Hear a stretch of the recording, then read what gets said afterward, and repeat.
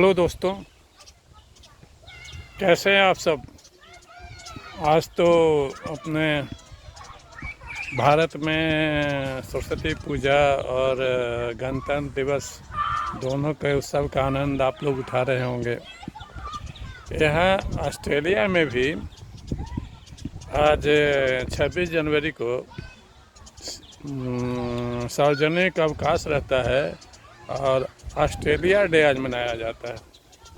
Australia day इसलिए मनाया जाता है कि आज ही के दिन आधिकारिक रूप से ये घोषणा कर दी गई थी कि अब ऑस्ट्रेलिया पर जो ब्रिटिश मूल के लोग हैं उनका शासन स्थापित हो गया। पहले यहाँ पर कुछ आदिवासी समुदाय के लोग रहते थे और उन्हीं का ये देश था, लेकिन धीरे धीरे अंग्रेज़ों ने यहाँ पर अपना उपनिवेश बना लिया। खास करके जब से यहाँ पर सोने की खदानें मिलने लगी तो बलपूर्वक उनको हटा करके और यहाँ पर अंग्रेज़ों ने अपना आधिपत्य स्थापित कर लिया और उसी के याद में ऑस्ट्रेलिया डे आज मनाया जाता है। लेकिन सबसे बड़ी बात है कि इस डे का यहाँ का पूरा आदिवासी समाज जो है वो विरोध भी करता है और इस दिन वो इसे ब्लैक डे कहते हैं। तो कई लोग जो लिबरल तरह के लोग हैं ऑस्ट्रेलिया में, उनका कहना है कि इस डे को, जिस ऑस्ट्रेलिया डे है, इसको नहीं मनाया जाना चाहिए क्योंकि ये बुरा लगता है और यहाँ के लोगों को भी, जो आदिवासी हैं, मूल निवासी हैं, उनको भी खराब लगता है।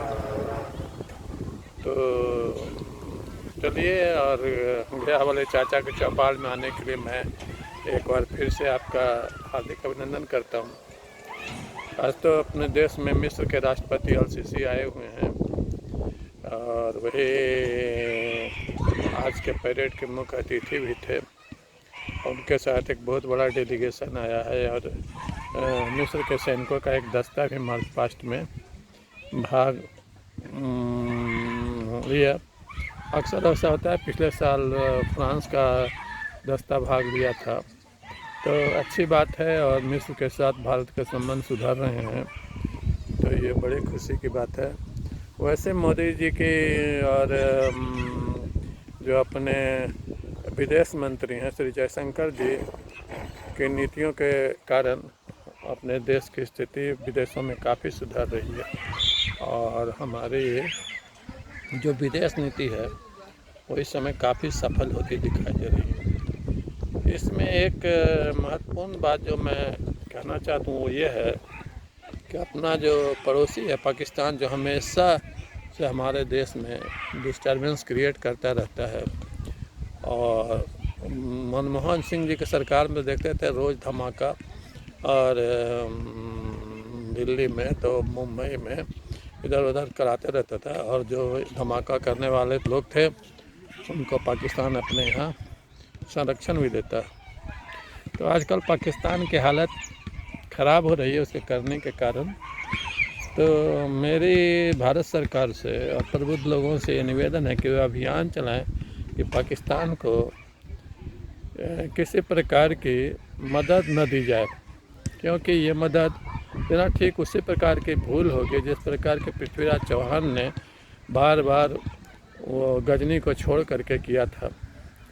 तो क्योंकि ये लोग सुधरने बाद जैसे इनकी हालत सुधरेगी फिर भारत की ओर सांप की तरफ फुकारने लगेंगे देख कर। कभी गजबे हिंद का नारा देंगे, कभी आतंकवादी ट्रेंड करके भेजेंगे, और इनकी आदत सुधरने वाली नहीं है क्योंकि ये अपने को अल्लाह का जात मानते हैं और ये सिर्फ पूरे मुसलमान को नहीं मानते। सिर्फ ये जो सुन्नी मुसलमान हैं वो अपने को अल्लाह का जात मानते हैं और कलमा पढ़ने वाले बहादुर। और उनकी गलतफहमी ये है कि उनकी जो फ़ौज है वो विश्व की सबसे तगड़ी फ़ौज है वगैरह वगैरह, और बार बार उन्होंने भारत को धूल चटा दिया। लोहे के चने चबा दिए 71 की लड़ाई में, 65 की लड़ाई में, कारगिल में, हर जगह। तो इस तरह के मानसिकता वाले लोग हैं और इनको मदद करना बड़ी भारी भूल होगी, क्योंकि अगर फिर इनको अपने ना इनको मदद करना चाहिए, ना इनको अपने हाल पर छोड़ देना चाहिए। और दूसरी बात, जो अपने बड़बोले अरविंद केजरीवाल हैं, उनके दिल्ली मॉडल स्कूलों के बारे में एक बड़ा ही वहाँ के एलजी ने खुला पत्र लिखा था और उसमें बहुत खुलासा हुआ है। उसमें सबसे जो बात करने लायक, चर्चा करने लायक जो चीज़ है वो है कि जितना कहते हैं दिल्ली के हमारे स्कूल ऐसे है, उसको देख करके प्राइवेट स्कूल बंद हो गए, ये हो गए। लेकिन हकीकत ये है कि जब अरविंद केजरीवाल आए थे उस समय दिल्ली सरकार के स्कूलों में 71% उपस्थिति होती थी। 71-72%, जो आज घटकर 60% से नीचे आ गई। और उस समय जितने विद्यार्थी उन स्कूलों में पढ़ते थे उनकी संख्या में लगातार गिरावट आ रही है, जबकि आबादी के हिसाब से भी और दूसरा का जो उनके स्कूल इतने ही अच्छे थे तो उसमें बढ़नी चाहिए थी, लेकिन लगातार घट रही है। और जबकि एमसीडी के जो स्कूल हैं, जो दिल्ली म्यूनसिपल कॉरपोरेशन वाले, उनमें विद्यार्थियों की संख्या बढ़ रही है। और दूसरी बात यह है कि ये इनके स्कूलों में, बहुत सारे स्कूलों में ऐसा पता चल रहा है मीडिया से कि न हेडमास्टर हैं, न असिस्टेंट हेडमास्टर हैं, और न वहाँ साइंस की पढ़ाई होती है। और ये अपने स्कूलों को वर्ल्ड क्लास बनाते हैं और दिखावे के लिए अपने कुछ हेडमास्टरों को कभी कैम्ब्रिज भेज देते हैं। आजकल ये एक यूरोपीय देश में फिर अपने कुछ चहेते हेडमास्टरों को भेजने वाले थे, जिसको एलजी ने रोक लगा दिया। तो ये एलजी के घर पर पूरा जुलूस लेकर पहुंच गए कि एलजी कौन होता है, ऐसे होता है। इनको यही पता नहीं है कि ये दिल्ली के जो उप मुख्यमंत्री हैं केजरीवाल जी, उनका क्या अधिकार है और क्या उनका पास कितने पावर है, किस चीज़ के पावर है। और इन्हीं बातों को देखते हुए अब तो उनके पावर को और कम कर दिया गया है। तो क्योंकि ये इनको क्या करना है नहीं करना है पता ही नहीं चलता है। और ये जब चाहते हैं वो जुलूस लेकर के, जब इन पर भ्रष्टाचार का आरोप लगता है तब। और कुछ साथ ही इन्होंने स्कूलों के कमरों के निर्माण में भारी भ्रष्टाचार किया है, जिसका धीरे धीरे खुलासा हो रहा है। उधर ममता जी पर भी वहाँ के हाई कोर्ट ने सख्त टिप्पणियाँ की हैं, जिस तरह का वो गुंडा राज वहाँ चला रही हैं बंगाल में।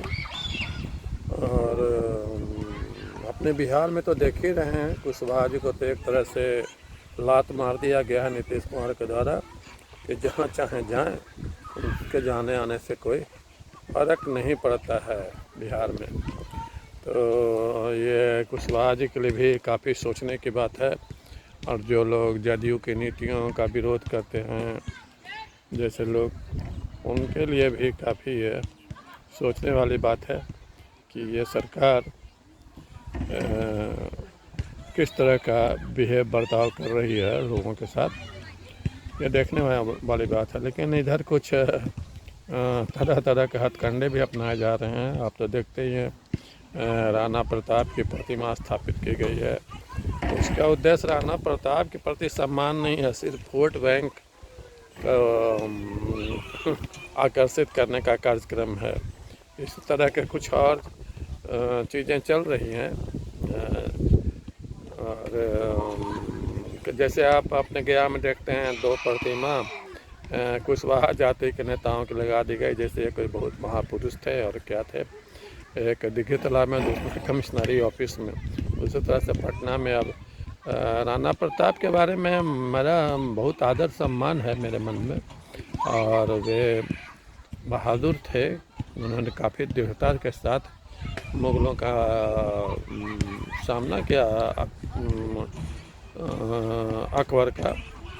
और जबकि उनके भाई बंद अकबर से मिले हुए थे, फिर भी उन्होंने, वे चाहते तो उसके साथ, अकबर के साथ मिल कर के राष्ट्रीय जीवन जी सकते थे, लेकिन उनमें स्वाभिमान था, देश प्रेम था, और उन्होंने उनके सामने झुकना कबूल नहीं किया। तो बहुत आदर है उनके लिए, लेकिन उनको वोट की राजनीति में खींचना उचित नहीं है जो नीतीश कुमार जी कर रहे हैं। अभी आगे आगे देखिए, जैसे जैसे उनकी कुर्सी हिलती जाएगी ये कुछ उटपटांग हरकत करते ही जाएंगे। और बिहार में तो अभी ऊपर से शांति दिख रही है, तो आगे देखिए जो होगा वो बात करेंगे। तो आज तो भाई भारत माता की जय, सरस्वती माता की जय कहने का दिन है। तो आज हम लोग जय जयकार करें और देश का जय जयकार करें। सरस्वती माता जो विद्या की देवी है उनका जय जयकार करें। इन्हीं बातों के साथ मैं आज के चौपाल का समापन करता हूँ और अपने चौपाल में आने के लिए आपका धन्यवाद करता हूँ।